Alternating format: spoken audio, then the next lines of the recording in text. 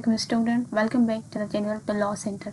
आज के इस वीडियो के अंदर हम डिफरेंस पढ़ेंगे टॉर्ट एंड क्राइम और tort and crime breach of contract में। ठीक है, तो टॉर्ट लॉ का जो बेसिक लेक्चर है एसेंशियल्स के साथ वो हमने पहले डिस्कस कर लिया है। आज की इस वीडियो के अंदर हम इनके डिफरेंसेस को डिस्कस करेंगे। सबसे पहले है हमारे पास क्राइम। ठीक है, हम क्राइम और टॉर्ट का डिफरेंस पढ़ रहे हैं। तो क्राइम क्या है? ये एक ऐसा रॉन्ग होता है, ऐसा रॉन्ग जो पूरी सोसाइटी को इफेक्ट करे। ये किसी इंडिविजुअल की बात नहीं हो रही थी, ठीक है, पूरी सोसाइटी को इफेक्ट करता है। It has been identified by the state legal system and prosecuted according to the laws of the state and the procedure followed in the criminal court of the law।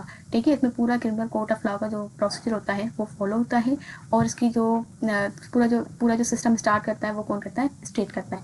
तो इसका effect, because जो इसका effect होता है वो पूरी society को हो रहा होता है।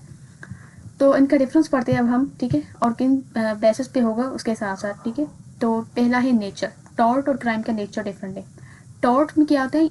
इसमें भी राइट की वायलेशन है, इसमें भी राइट की वायलेशन है, but the main difference is that कि टॉर्ट के अंदर क्या है कि इसके अंदर प्राइवेट राइट की वायलेशन हो रही है, इसमें किसी पर्टिकुलर पर्सन का लॉस हो रहा है, उसका राइट वायलेट हो रहा है। क्राइम के अंदर क्या है, और उसका नुकसान भी उसी को ही हो रहा है। ठीक है, क्राइम का क्या है कि ऐसा मतलब यहाँ पे जो पब्लिक राइट की वायलेशन होती है, मतलब जो क्राइम कर रहा है उसका इफेक्ट सिर्फ उसी पर नहीं, या जिसके साथ वो कर रहा है उस पर नहीं, बल्कि इसका जो इफेक्ट वो पूरी पब्लिक पे पड़ रहा है। ठीक है, तो पहला डिफरेंस क्या है? नेचर का है। दूसरा डिफरेंस क्या है? एस्ट प्रोसीजर का है। टॉर्ट के अंदर जो प्रोसीडिंग्स होती हैं वो रेगुलेट की जाती है कैसे? सिविल प्रोसीजर एक्ट, हमारा जो सीपीसी है ना 1908, उसके अकॉर्डिंग। ठीक है, उसके अकॉर्डिंग। ठीक है, और उसके बाद क्रिमिनल में क्या होता है? जो हमारा सीआरपीसी है, ठीक है, सिविल प्रोसीजर कोड 1989, इसके अकॉर्डिंग इसका प्रोसीजर चलता है क्रिमिनल लॉ के अंदर। नेक्स्ट एस्ट प्रोसीडिंग। यहाँ पर क्या होता है कि टॉर्ट के अंदर जो प्रोसीडिंग स्टार्ट करता है ना वो कौन करता है? जिसके साथ टॉर्ट कमिट हुआ है, ठीक है, जो इंश्योर्ड पर्सन है वो। वाइल क्रिमिनल लॉ के अंदर क्या होता है कि जो प्रोसीडिंग कौन स्टार्ट करता है? स्टेट। ठीक है, इसी वजह से इनकी जो पार्टीज के नेम है ना वो भी थोड़े डिफरेंस होते हैं, वो आगे है डिफरेंस। अब रिजल्ट और कंसिक्वेंसेस क्या है? टॉर्ट के अंदर क्या है कि जो इसने टॉर्ट कमिट किया, ठीक है, टॉर्ट कमिट करने वालों के क्या बोलते हैं? टॉर्ट फीजर। वो क्या करेगा? कंपनसेशन पे करेगा। इतना इम्प्रूव हो गया कि हाँ भाई इस बंदे ने टॉर्ट कमिट किया है, तो वो क्या करेगा? कंपनसेशन पे करेगा। ठीक है, किसको? इंश्योर्ड पर्सन को।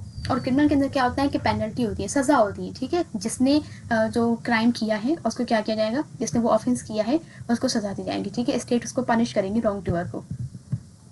नेक्स्ट डिफरेंस है एज टू पार्टीज। ठीक है, पार्टीज का टाइटल के अकॉर्डिंग इसका डिफरेंस है। ठीक है, यहाँ पर यहाँ कि टॉर्ट के अंदर क्या होता है? प्लेंटिफ वर्स डिफेंडेंट हम लिखते हैं, जैसे हम सिविल प्रोसीडिंग के अंदर लिखते हैं।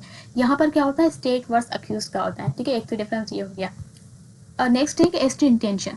टॉर्ट के अंदर क्या होती है? इंटेंशन रेलेवेंट नहीं होती। ठीक है, कमिट हो गया, गलती से भी हो सकता है, इंटेंशन लाजमी नहीं है कि हो।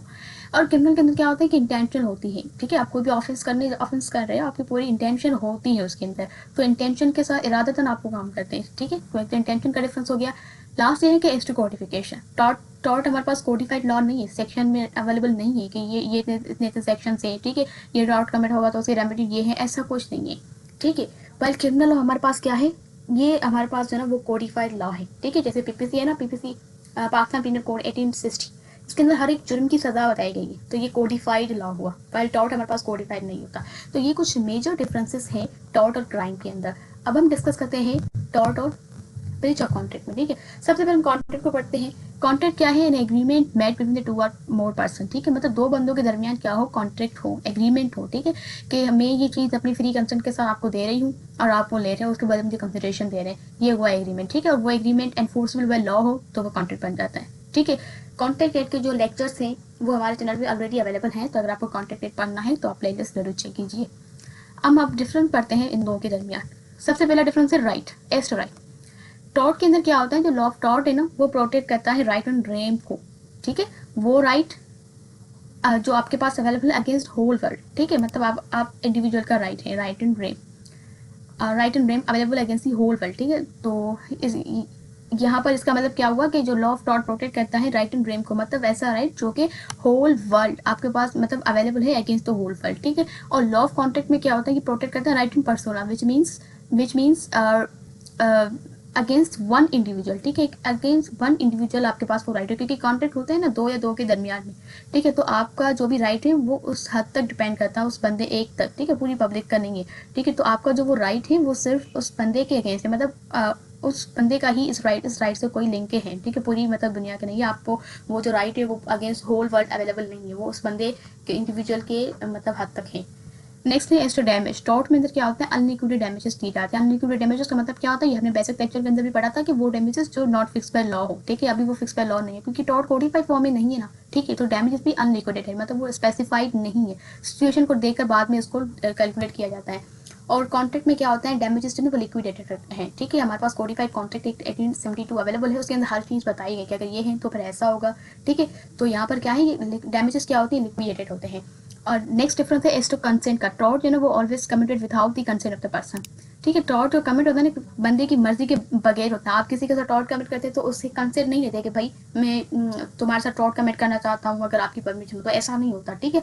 इसके अंदर दूसरे बंदे की कमेंट जो कंसेंट है वो नहीं ली जाती। कॉन्ट्रैक्ट होता है वो बेसली कंसेंट्रेट करता है। कॉन्ट्रैक्ट का जो मेन एसेंशियल है फ्री कंसेंट, ठीक है, वो होता है ना, आपको इनकी डिटेल्स लेक्चर मिल जाएंगे हमारे चैनल पे भी, ठीक है। तो कॉन्ट्रैक्ट बेस करता है किस पे, कंसेंट ऑफ पार्टीज पे। आप किसी की मर्जी के बगैर, किसी की फ्री विल के बगैर कॉन्ट्रैक्ट नहीं कर सकते, ठीक है। तो पार्टीज की कंसेंट होना जरूरी होती है, ठीक है। तो नेक्स्ट डिफरेंस है वो कोडिफिकेशन का। आगे लॉ ऑफ टॉर्ट हमारे पास कोडिफाइड फॉर्म में नहीं है, सेक्शंस में अवेलेबल नहीं है, और कॉन्ट्रैक्ट तो हमारे पास सेक्शन में अवेलेबल है, ठीक है। लॉ ऑफ कॉन्ट्रैक्ट कोडिफाइड है। तो ये कुछ डिफरेंसेस थे मेजर।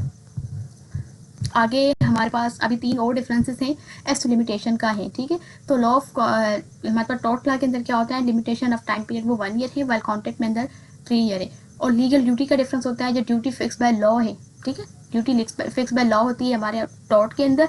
और यहाँ पर क्या होता है कि ड्यूटी कॉन्ट्रैक्ट में क्या होता है, duty fix by the parties होता है, मतलब पार्टीज, दो पार्टीज के दरमियान कॉन्ट्रैक्ट होता है, तो वो कौन सी पार्टी क्या काम करेगी, ठीक है, या फिर उनका किस तरीके से मुआहदा होता है, वो पार्टीज जो ना वो मतलब डिसाइड करेगी कि किस पार्टी की क्या लीगल ड्यूटी होगी, ठीक है।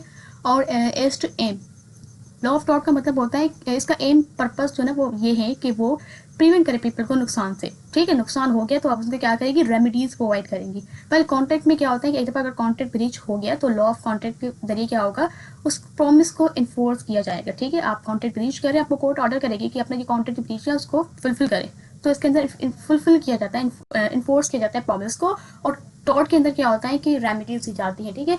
रेमेडीज इसमें भी होती है, लेकिन इसका मेन जो डिफरेंस है वो ये है कि लॉ ऑफ टॉर्ट क्या है ना, वो में जो ना वो लॉस से प्रिवेंट करता है, और इसके अंदर क्या होता है कि लॉस तो हुआ सो हुआ, लेकिन प्रॉमिस को इन्फोर्स करवाना होता है, ठीक है। बेसिकली इसका मेन जो ना वो एम ये होता है, ठीक है। तो ये थे कुछ डिफरेंसेस टॉर्ट एंड कॉन्टैक्ट में, और हमने डिस्कस किए टॉर्ट एंड क्राइम में। अगर आपको वीडियो पसंद आई तो वीडियो को लाइक करें और चैनल को सब्सक्राइब करें।